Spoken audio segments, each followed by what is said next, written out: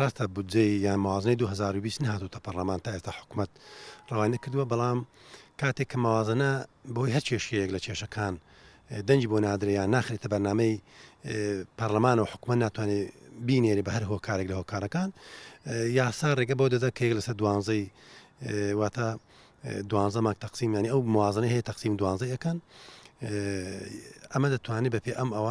ئەم یاسایە هەم بۆ چکە بە تایبەتی بودجەی تەشغیلی هیچ کێشەیەکی نابێ بەڕێ دەکرێت و هەرێمی کوردستانیش لە چوارچەوەی ئەم بەڕێکردنی بودجە تەشغیلیە مەسەلەی موچەوانە بێگومان کێشەی نابێ و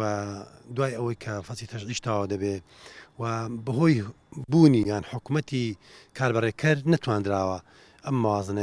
موازنەی 2020 ڕوان کرێ بەڵام دوای فەسی تەشغیلی و پێم وایە ئەو مانگەش ئەم کێشەی چارەسەر دەکرێت